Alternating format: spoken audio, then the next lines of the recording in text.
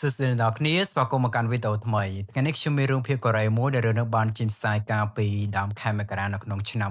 2026នេះរឿងនោះគឺមានចំណងជើងថារឿង The Judge Return The Judge Return គឺជារឿងបែបស្រមើស្រមៃអំពីចៅក្រមពុករលួយម្នាក់ដែលមានឈ្មោះថា Lee Ham Jong ដែលគាត់ធ្លាប់ជាទាសកររបស់ក្រុមហ៊ុនច្បាប់មួយហើយបានធ្វើដំណើរឆ្លងពេលវេលាទៅកាន់10ឆ្នាំមុនហើយបានដាក់ទោសមនុស្សអាក្រក់ជាមួយនឹងជំរឿនថ្មីដើម្បីអភិវឌ្ឍនៅច្បាប់យុត្តិធម៌ចៅក្រម Lee Ham Jong ដែលជឿថាយុត្តិធម៌អាចនឹងសម្រេចបាននៅក្នុងបន្ទប់សវនាការបានធ្វើនឹងការបញ្ជារបស់ថ្នាក់លើហើយបានកាត់ទោសប្រធានក្រុមហ៊ុនសាជីវកម្មមួយឲ្យជាប់គុកអស់មួយជីវិតប៉ុន្តែតើវាដោយសារតែអាចកំបាំងដែលគាត់បានដឹងកាលពីមុនឬក៏រក្សានៅការចងចាំទាំងអស់របស់គាត់ត្រូវបានផ្ដល់ឱកាសទី2នៅក្នុងជីវិតរបស់គាត់ពិភពលោកត្រូវការ Lee Ham Jong ដែលជាមនុស្សទុច្ចរិតនៃតុលាការតែដឹងអំពីយុត្តិធម៌និងទស្សសម្ដែងម្នាក់ទៀតដែលមានឈ្មោះថា Lee Jin A ដែលជារដ្ឋអាជ្ញាដែលបានបដិញ្ញាចិត្តដកតំណែងប្រធានក្រុមហ៊ុនដែលទទួលខុសត្រូវចំពោះមរណភាពរបស់ឪពុកនាង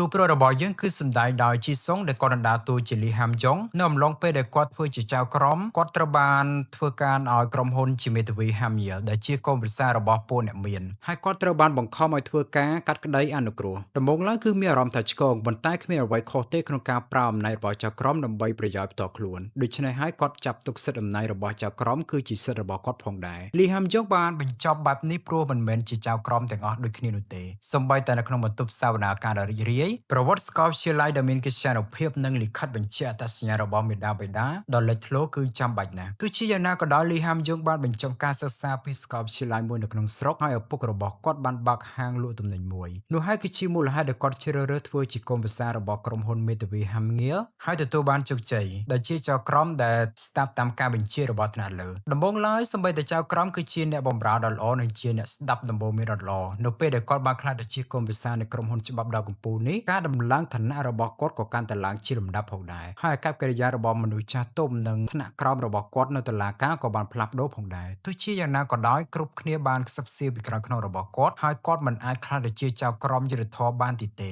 គាត់ត្រូវបានចាប់ទុកករណីក្រុមហ៊ុនមេធាវីហាំងៀលតាមអ្វីដែលគាត់ចង់បានប៉ុន្តែគាត់គិតថាវារឿងហ្នឹងគឺមិនអីឡើយហើយគាត់មិនអាចសង្គ្រោះម្ដាយរបស់គាត់ពីការរងទុក្ខហើយដាក់ឪពុករបស់គាត់ដែលមានជំងឺវង្វេងវង្វាន់នៅក្នុងបន្ទប់ថែទាំហើយបានចំណាយប្រាក់ប្រហែលជា200លានវ៉ុននៅក្នុងមួយឆ្នាំប៉ុន្តែស្រាប់តែកលេចមើលទៅក្រោយវិញគាត់បានដឹងថាគាត់គឺគ្មានអ្វីសោះគាត់គិតថាគាត់អាចប្រមូលបានគ្រប់យ៉ាងប៉ុន្តែជីវិតរបស់គាត់ត្រូវបានគេបោះបង់ចោលរលកនៃការស្អប់ខ្លួនឯងបានបក់បោកមកកាន់ជីវិតរបស់គាត់គ្រាមួយដែលម្ដាយរបស់គាត់ពេលហ្នឹងគឺមានអក្រិតជនអ្នកជិតខាងដោយសារតែមានការគ្រប់គ្រងដ៏អយុត្តិធម៌របស់គាត់បានដួលរលំគាត់គិតថាគាត់មិនអាចទៅបានទៀតទេសូម្បីតែការទាមទារដ៏ខុសខើរបស់ព្រះរាជអាជ្ញាគីមជីនអាក៏ដោយគាត់ដឹងថាដល់ពេលដែលគាត់ត្រូវបញ្ឈប់ហើយគាត់ត្រូវតែរស់នៅឲ្យបានត្រឹមត្រូវមិនមែនជាមេធាវីដែលស្ដាប់តាមបញ្ជានិងកាត់ក្តីតាមបញ្ជានោះទេគាត់តាំងចិត្តផ្លាស់ប្ដូរប៉ុន្តែលីហាំយ៉ុងគឺមិនអាចឡើយនៅពេលដែលគាត់ជំទាស់សារក្រមដែលសរសេរដោយក្រុមហ៊ុនមេធាវីរបស់ឪពុកក្មេករបស់គាត់ត្រូវបានជួយជាមួយនឹងការចោទប្រកាន់អយុត្តិធម៌និងការស្លាប់លីហាំយ៉ុងបានវិលត្រឡប់ទៅកាន់ថ្ងៃរបស់គាត់ក្នុងនាមជាចៅក្រមតែម្នាក់កាលពី10ឆ្នាំមុនតើនឹងមានអ្វីកើតឡើងនៅពេលដែលគាត់បានធ្វើដំណើរឆ្លងពេលវេលានោះគាត់បានកើតជាថ្មីជាលីហាំយ៉ុង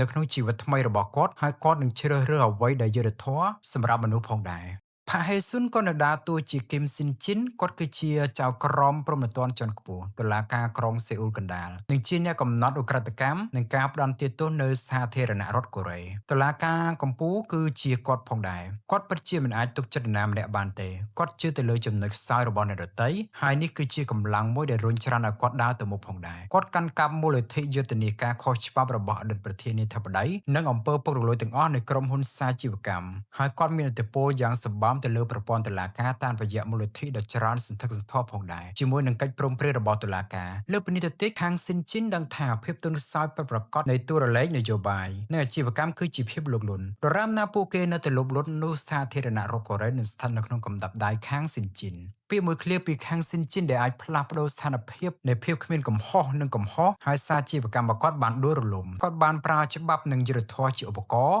ហើយមិនអាចរើសអើងចំពោះកិច្ចព្រមព្រៀងរបស់តុលាការទេ គាត់មិនត្រឹមតែប្រើប្រព័ន្ធតុលាការប៉ុណ្ណោះទេប៉ុន្តែគាត់ក៏ជាឃាតក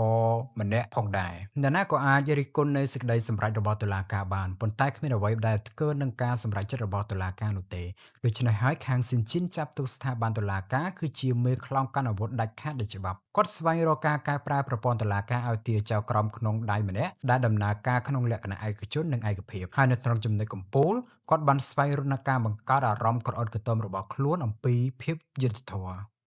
វុនជីនអាក៏បានដើរតួជាគឹមជីនអាគាត់គឺជាព្រះរាជអាជ្ញានៃការិយាល័យរដ្ឋអាជ្ញាកណ្ដាលនៃទីក្រុងសេអ៊ូលឪពុករបស់គាត់គឺជាចៅដែលគេត្រូវបានជួលដើម្បីបង្កើតក្រុមអ្នកវាយដំពិសេសតាមរយៈការគម្រាមកំហែងដោយខ្លួនឯងយ៉ាងណាក៏ដោយគាត់គឺជាឪពុកដែលល្អម្នាក់ដែលចង់ឲ្យកូនស្រីរបស់គាត់មានសុភមង្គលជាងអ្នកដទៃគាត់ឧស្សាហ៍អនុវត្តការគម្រាមកំហែងខ្លួនឯងដោយសង្ឃឹមថាកូនស្រីរបស់គាត់នឹងមិនបញ្ចប់ដូចជាគាត់ឡើយហើយកូនស្រីរបស់គាត់ខំប្រឹងបោះបង់ចោលគាត់ទោះជាយ៉ាងណាក៏ដោយឪពុករបស់នាងបានបោះបង់ចោលនាងមុនពេលដែលនាងបានបោះបង់គាត់នៅថ្ងៃដែលគឹមជីនអានត្រូវបានគេទទួលឲ្យចូលរៀននៅសាលាច្បាប់នៃសាកលវិទ្យាល័យឪពុករបស់នាងបានដួលក្នុងអំឡុងពេលដែលគម្រាមនាងចាប់តាំងពីថ្ងៃនោះមកឪពុករបស់នាងបានដេកនៅលើគ្រែហើយប្រាក់បំណាច់នៃក្រុមហ៊ុនមួយបានក្លាយជាថ្លៃសិក្សារបស់គឹមជីនអាមានតែពេលនោះគឹមជីនអាមានភាពស្មោះត្រង់នឹងខ្លួនឯងឥឡូវនេះព្រះរាជអាជ្ញាគឹមជីនអាបានដឹងថាវាគឺជាចាងទេសិកនៃសមាជិកក្រុម S Construction ដែលបានរុញឪពុករបស់នាងចាប់តាំងពីនោះមកនាងបានធ្វើការដូចជាមនុស្សឈ្គួតដើម្បី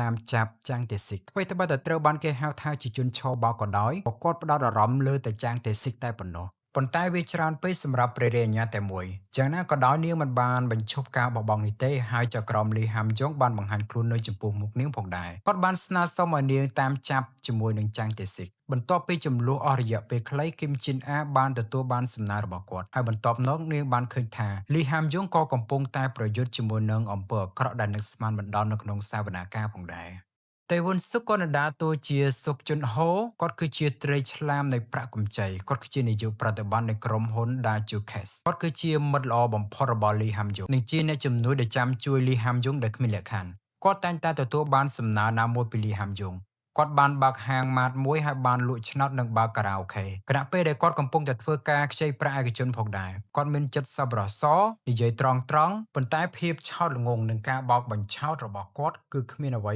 ទីពីរទេគាត់គឺជាអ្នកជំនួញដ៏ល្អម្នាក់ដែលជួលបុគ្គលិកទាំងអស់របស់គាត់ជាមួយនឹងបុគ្គលិកពេញម៉ោងប៉ុន្តែបុគ្គលិករបស់គាត់ភាគច្រើនរួមទាំងខ្លួនគាត់ដែលបានធំធាត់ជាអ្នកប្រយុទ្ធតាមដងផ្លូវផងដែរដូច្នេះហើយនៅខាងក្រៅរបស់គាត់មើលទៅដូចជាក្មេងទំនើងគាត់ធំឡើងនៅក្នុងផ្សារតាំងពីម្ដាយរបស់គាត់បើកហាងលក់ត្រីនៅទីនោះប្រហែលដោយសារតែរឿងហ្នឹងទើបគាត់មានចិត្តស្រឡាញ់ពិសេសចំពោះអាជីវករនៅផ្សារអ្វីត្បិតតែគាត់ជាអ្នកខ្ចីប្រាក់ឯកជនក៏ដោយគាត់ឲ្យប្រាក់ខ្ចីស្ទើរតែគ្មានការប្រាក់ហើយពេលខ្លះទទួលបានទំនិញជាការដូរនឹងប្រាក់អាស្រ័យទៅលើកលៈទេសៈរបស់ឈ្មួញ បែកជីនហេក៏បានដើរតួជាសុងណាយុនគាត់គឺជាអ្នករាយការណ៍កិច្ចការច្បាប់គាត់គឺជាអ្នកយកព័ត៌មានដែលមានចិត្តចង់ធ្វើឲ្យមានអារម្មណ៍យុត្តិធម៌គាត់គឺជាមនុស្សដែលមានអារម្មណ៍ច្បុកច្បល់បន្តិចដែលពឹងផ្អែកខ្លាំងទៅលើសភាវគតិរបស់គាត់ជារឿយៗគាត់តែងតែចូលទៅក្នុងការសន្និដ្ឋានដ៏ហួសហេតុផងដែរគាត់ចូលចិត្តញ៉ាំនិងចូលចិត្តញ៉ាំច្រើនប៉ុន្តែគាត់មិនដែលឡើងទម្ងន់ទេគាត់ញ៉ាំនៅពេលដែលគាត់សប្បាយចិត្តឬក៏មានអារម្មណ៍ថាទុក្ខសោកបន្ទាប់ពីបានទទួលបានជំនួយពីលីហាំយ៉ុងគាត់បានក្លាយជាសព្វនមិត្តអ្នកសារព័ត៌មានរបស់គាត់នៅពេលដែលគាត់ត្រូវបានលាតត្រដាងពីករណីឬប្រែក្លាយទៅជាមន្ត្រីសាធារណៈគាត់ត្រូវបានប្រមូលមិនត្រឹមតែដេជុលនីបូប៉ុណ្ណោះទេថែមទាំងប្រព័ន្ធផ្សព្វផ្សាយអនឡាញខ្នាតតូចនិងមធ្យមផ្សេងៗទៀតដែលគាត់បានតាក់ទងដើម្បីគ្រប់គ្រងជាមួយនឹងលីហាំយ៉ុងអូសេយុនក៏បានដើរតួជាយូសេហេគាត់គឺជាកូនពៅរបស់ក្រុមហ៊ុនមេធាវីហាំងៀលជាមួយនឹងរូបរាងដែលប្រជែងនឹងតារាល្បីៗនាងគឺជាមនុស្សដែលក្លាហានដែលអាចទះមុខអ្នកណាក៏បានដែរនៅក្នុងគ្រួសារដែលធ្វើការជាមេធាវីនាងគឺជាមនុស្សតែម្នាក់គត់ដែលមិនមែនជាមេធាវីទោះជាយ៉ាងណាក៏ដោយនាងមិនត្រូវបានបំផិតបំភ័យឡើយបរិបរោះនៅគ្រប់ទីកន្លែងអោនមុខចំពោះកូនស្រីពៅនៃក្រុមហ៊ុនច្បាប់ដ៏ជោគជ័យនេះភាពតាក់ទាញរបស់នាងមើលទៅគួរឲ្យតាក់ទាញខ្លាំងណាស់សម្បីតែយុនសុកយុលដែលស្គាល់ថាគឺជាពូពើនៃក្រុមហ៊ុនច្បាប់ក៏មិនអាចឈ្នះនាងផងដែរយូសេហេមានអារម្មណ៍ទៅសោកស្ដាយចំពោះបងប្អូនបង្កើតរបស់នាងដែលមិនអាចមានលទ្ធផលលេងហើយត្រឹមតែសិក្សាតាមបង្គាប់របស់ពុករបស់នាងប៉ុណ្ណោះយ៉ាងណាមិញការធ្វើជាមេធាវីមិនធ្វើឲ្យអ្នកខ្លាចទៅជាអ្នកស្នងមរតករបស់ក្រុមហ៊ុនហាំញៀឡើយដោយវិនិច្ឆ័យលើទង្វើឪពុករបស់នាងក្រុមហ៊ុនច្បាប់មួយនេះគឺជាមនុស្សតែម្នាក់គត់ដែលពូកែខាងគ្រប់គ្រងមេធាវីនិងកូនក្តីនៅក្នុងជីវិតអតីតកាលរបស់នាងខ្ជិលជុំវិញការិយាល័យរហូតដល់នាងមានអាយុ40ឆ្នាំដែលបានចាប់ទុកស្វាមីចៅក្រមរបស់នាងគឺលោកលីហាំយុនគឺហាក់បីដូចជាអ្នកបម្រើ មនុស្សតែម្នាក់គត់ដែលជាក្មេងជាងគេក្នុងគ្រួសារគឺលីហាំយ៉ុងដែលបានចូលក្នុងនាមជាកូនប្រសារប៉ុន្តែចម្លែកនៅក្នុងជីវិតរបស់យូនសេហេយល់ថាខ្លួនឯងកំពុងតែតាក់ទាញគាត់វាជាលើកដំបូងនៅក្នុងជីវិតរបស់យូនសេហេបាត់បង់ទំនុកចិត្តនៅពេលដែលនៅចំពោះមុខលីហាំយ៉ុងវ៉ាងហេក៏ដណ្ដើរតួជាផាក់ឆុលវូគាត់គឺជាព្រះរាជអាជ្ញាការិយាល័យព្រះរាជអាជ្ញាស្រុកឈុនណាំគាត់មានចិត្តស្មោះត្រង់ប៉ុន្តែគាត់មិនអាចបិទបាញបានទេ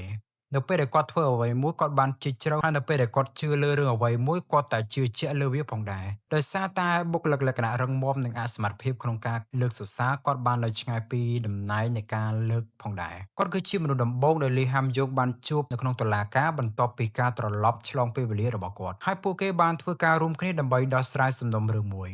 ក្នុងអំឡុងពេលដំណើរការគាត់បានចាប់ផ្ដើមចោទសួរយុទ្ធធម៌របស់លីហាំយ៉ុងក្នុងនាមជាចៅក្រមទោះជាយ៉ាងណាក៏ដោយគាត់ត្រូវបានទាញយ៉ាងអន្ទះសារចំពោះសមត្ថភាពស្រស់ស្រាយរបស់លីហាំយ៉ុងក្នុងការដោះស្រាយការពិតនៅក្នុងតុលាការគាត់មិនគួរបានលើអំពីការប្រយុទ្ធរបស់លីហាំយ៉ុងជាមួយនរណាគាត់មិនមែនជាមនុស្សដែលចង់ប្រកួតប្រជែងជាមួយនឹងលីហាំយ៉ុងនៅកន្លែងដែលធ្វើការដូចគ្នាទេទោះជាយ៉ាងណាបេះដូងរបស់ផាក់ឈុលវូមានភាពកក់ក្ដៅរួចទៅហើយមុនពេលដែលគាត់ដឹងគាត់បានចាប់ដៃជាមួយនឹងលីហាំយ៉ុង